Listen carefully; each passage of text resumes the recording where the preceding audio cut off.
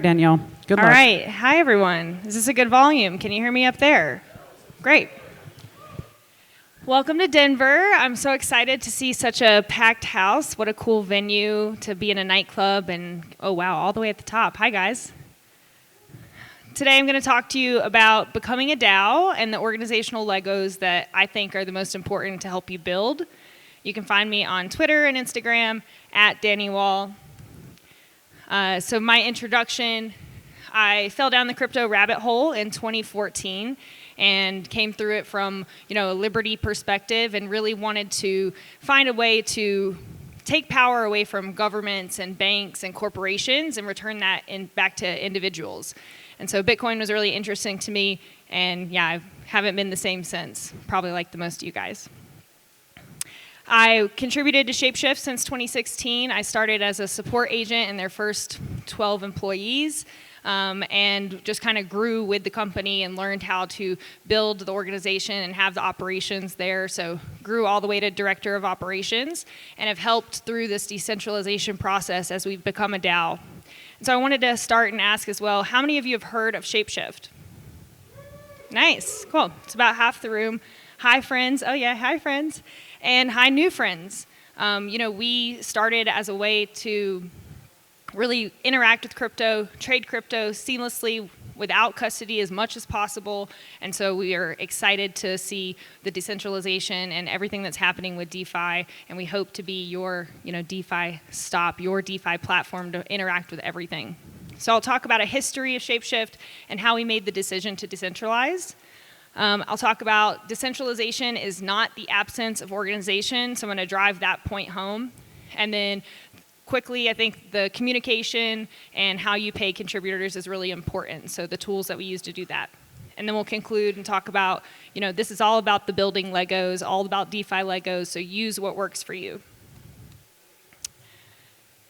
All right, ShapeShift began in the summer of 2014, pre-Ethereum, trying to become a DEX, basically, this way to interact with liquidity, this way to interact in a non-centralized way, in a non-custodial way. So you did have to trust us for a split second. You could trade Bitcoin and Litecoin, Peercoin, Darkcoin, so we're OG, we go all the way back. We called it a crypto vending machine, put one in, get one out. And that really was our ethos, no KYC, easy, no custody, as little as possible custody. We continued to grow. We had a lot of support in the early days, and it just continued. Our team got bigger and bigger and bigger and bigger. And then KYC happened. And our company that was built on trading and exchanges, and so, we did the KYC for you. We went and got all of the exchange accounts for you so we could do the trades on your behalf. Now, we need to take your information. We did not want to do this, just something that, you have to do. This is, I think, like a CoinDesk article or some article when we started taking KYC, came out with this picture. I put it as my background for a long time. We were inspired to get back to our ethos, but we weren't exactly sure how to do it. We went from our highest volume days, $50 million, $75 million, 24-hour trading volume, to thousands of dollars a day trading volume after we made these switches. It completely gutted our business. And so we found our way back. We found a way to get back to our ethos, get back to who we were. And a lot of that was ThorChain and being able to integrate 0x. And so what that did for us, our product offering to our users stayed exactly the same. But now we didn't touch the crypto. We didn't have to take users' information. We could go back to the ShapeShift that we were. So this inspired us to go deeper. How can we get rid of all this regulatory burden that we have? How can we open up and become more efficient and grow faster and have people contribute all over the world? So ShapeShift decided to decentralize the entire company and execute the largest airdrop in history. Yeah, woo, I love that. Give me some woo, woo. We've seen a lot of we've seen a lot of DAOs start with a foundation. We've seen a lot of, different routes to become a DAO, but we thought we had kind of pioneered this first being a truly centralized company with multiple entities in multiple countries and going straight for it, getting, in waves, laying off all of our employees, paying out our shareholders, shutting down every entity that we have, and turning over the keys to everything that we do to our community and Fox holders. So that's the why. And so then I just want to go over, what I think is the most important lessons that we've learned, and what, if I was going to either become a DAO or start a DAO, what I would want to know. Check my time. Okay.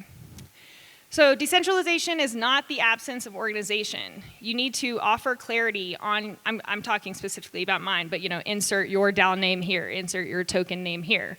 Offer clarity on the ShapeShift DAO functions and governance process. Enable anyone to easily start contributing and earning Fox. Enable work streams to operate with a high level of autonomy and to achieve their mission and goals. Maximize governance participation and minimize fatigue.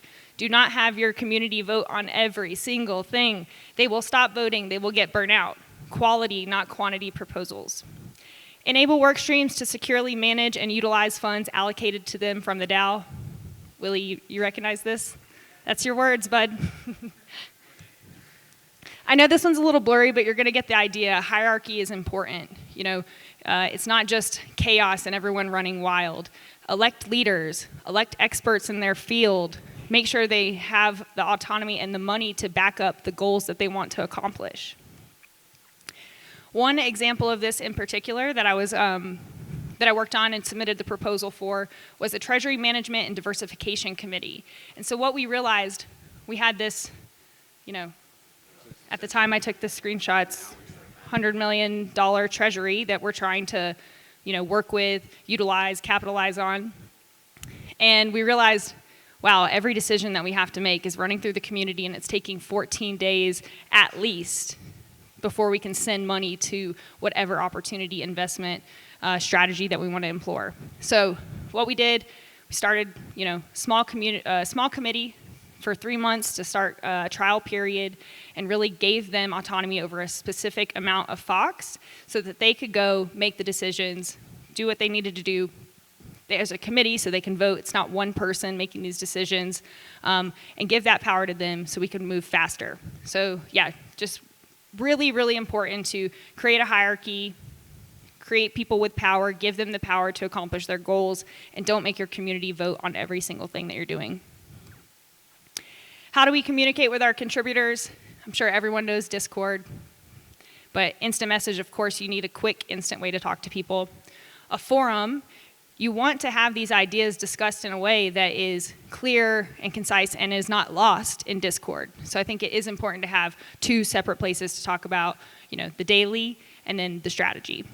And then for us, governance proposals, we use Snapshot.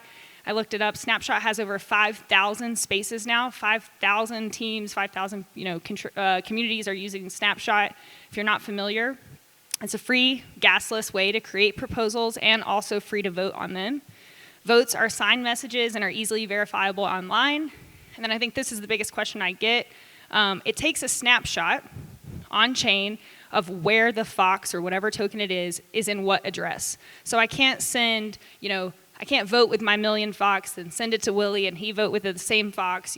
It is clear who can vote and who's eligible to vote on each proposal. And then it's also customizable, so multiple voting systems, for your team, and figure out how it works best for you.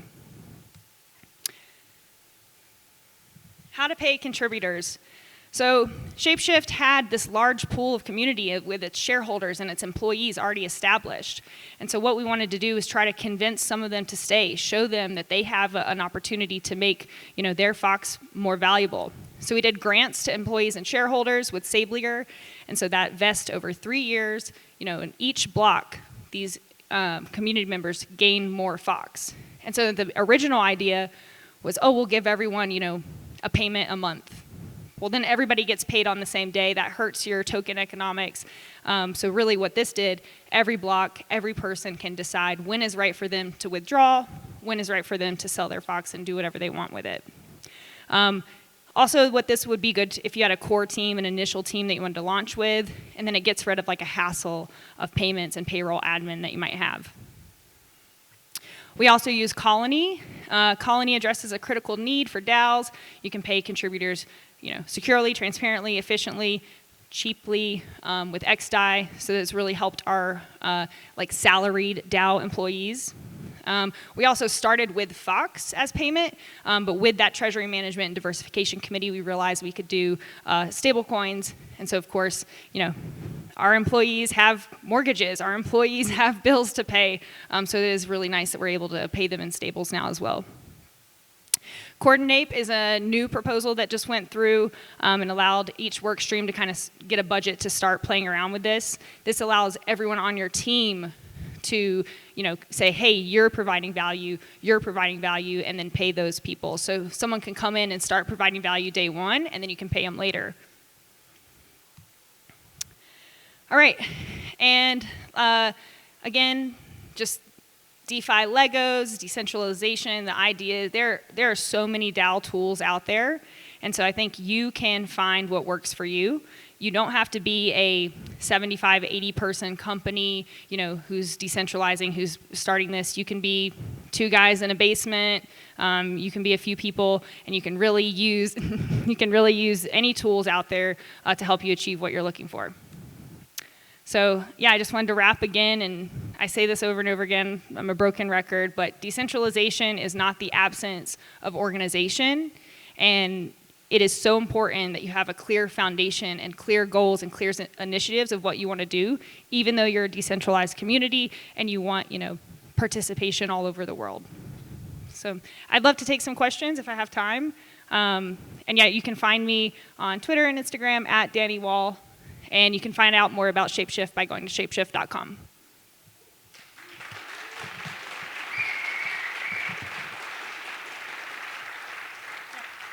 Questions or? Oh, okay.